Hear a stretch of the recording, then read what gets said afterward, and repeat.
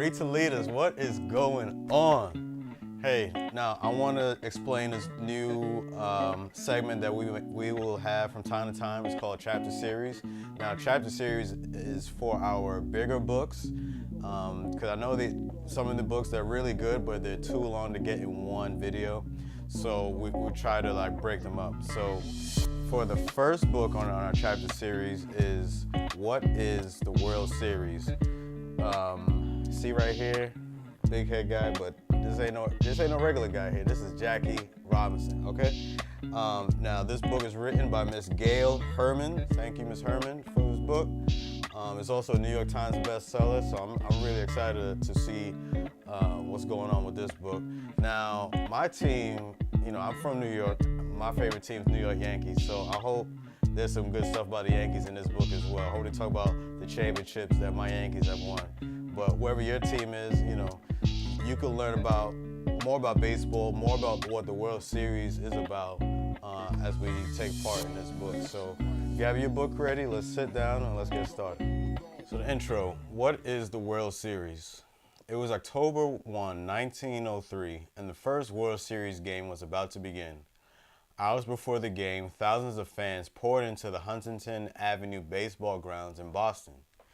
They came by foot, by horse and buggy, and by trolley car.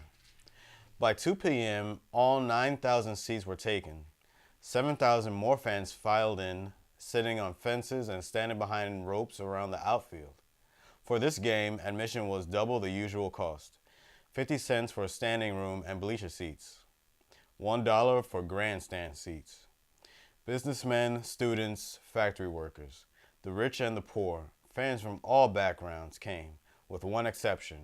African Americans were not welcome in the stands or on the field. In fact, there would be no black players in Major League Baseball until 1947. At 3 p.m., an announcer shouted out the lineup through a megaphone. The game pitted the Boston Americans against the Pittsburgh Pirates. In the first inning, Honus Wagner brought one of the Pirates' teammates home with a line drive single. It was the very first run scored in the very first World Series. Every October, the temperature drops. Leaves fall. Excitement fills the air for baseball fans. It's time for the World Series, a once-a-year contest between the best of the major leagues to name a championship team. But the World Series is more than a competition. It's an event with a capital E. During those autumn days, it captures the attention of the entire United States. Presidents throw out the first pitches, popular singers belt out the national anthem. In wartime, in peacetime, in good times and bad, the World Series celebrates a game that has become so popular it is known as the national pastime. Chapter 1, In the Beginning. Since the mid-1800s, the game of baseball has been played pretty much the way we know it today. However, until 1869, there were no professional teams with paid players.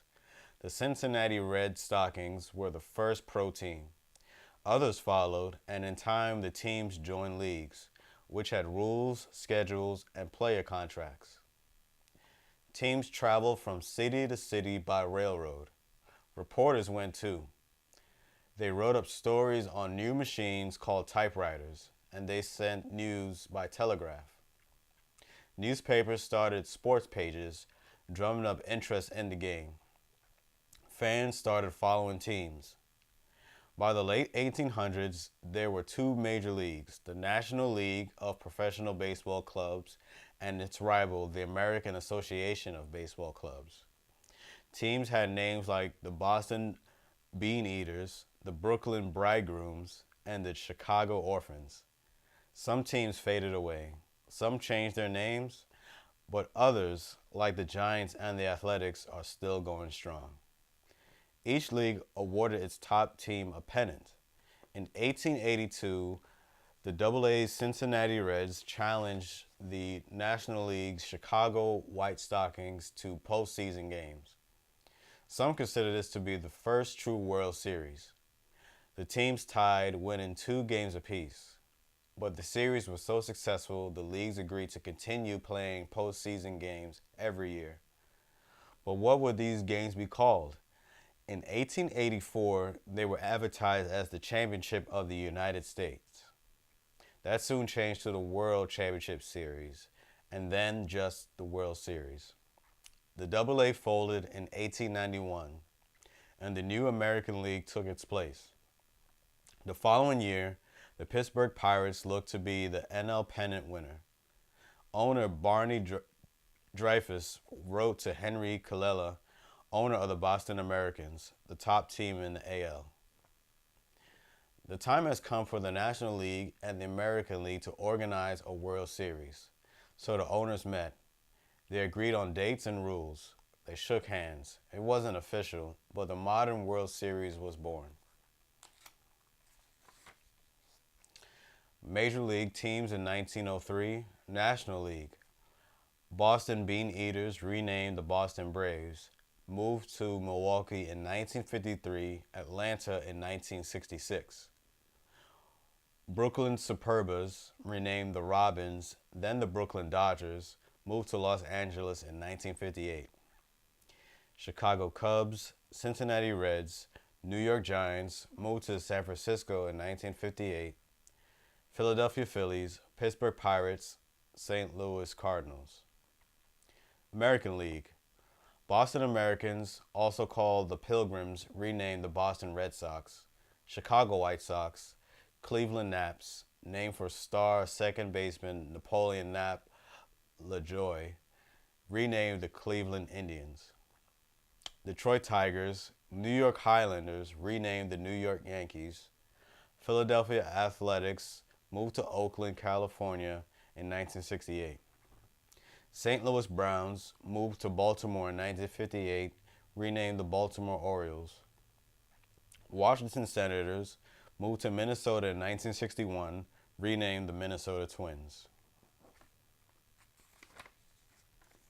Chapter 2, 1900s, the World Series takes off. Where would baseball be without fans?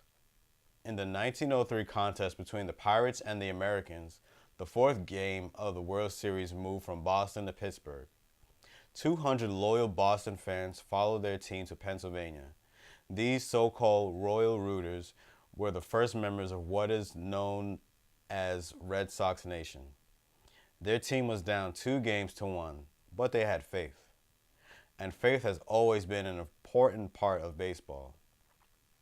At Exposition Park in Pittsburgh, black clouds of smoke often billowed from nearby steel factories. That day, the sky was overcast, the field muddy. After 8 innings, the Pirates were ahead 5-1.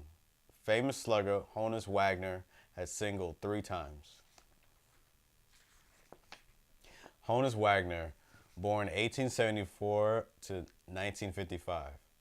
Born in Pittsburgh, Honus Wagner left school at 12 to work in the coal mines. Then he later joined the Pirates.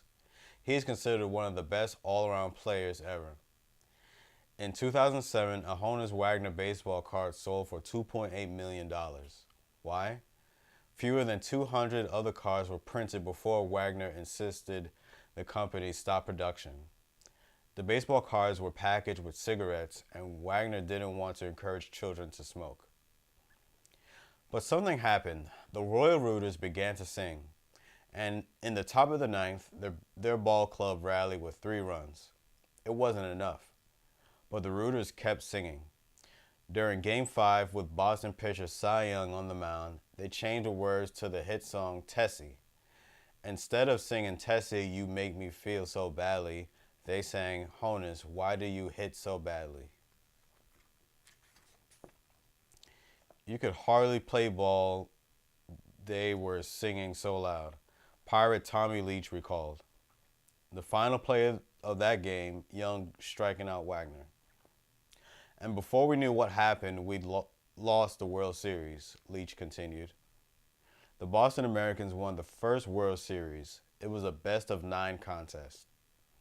When the World Series became official, the rules changed to best-of-7, the same number there has been ever since. The only time a 9-game format was tried again was from 1919 to 1921. World Series winners. 1903, Boston Americans over Pittsburgh Pirates. 1904, no World Series, top NL team, the New York Giants, refused to play.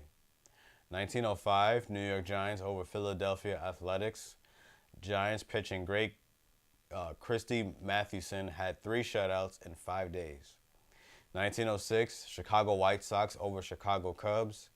1907, Chicago Cubs over Detroit Tigers. 1908, Chicago Cubs over Detroit Tigers. 1909, Pittsburgh Pirates over Detroit Tigers. Yo, wasn't that an amazing chapters 1 and 2? All right, now we're starting to learn, get a little background on what the World Series is, how it came about. Now tune in next time as we go into chapter 3 in our chapter series of what is the World Series. So I'm looking forward to it. I hope you all are. Keep your books handy, and I'll see you next time. Remember that young readers are tomorrow's leaders. See ya. Hey guys, if you enjoy the content you find on this channel, I ask that you like, subscribe, and comment. You can also find us on Twitter and Instagram at Read2Lead USA. Please share this out with your friends, family members, especially if you know if they have young children, as we are doing our part in helping our young readers get better at reading. Remember that young readers are tomorrow's leaders. Bye.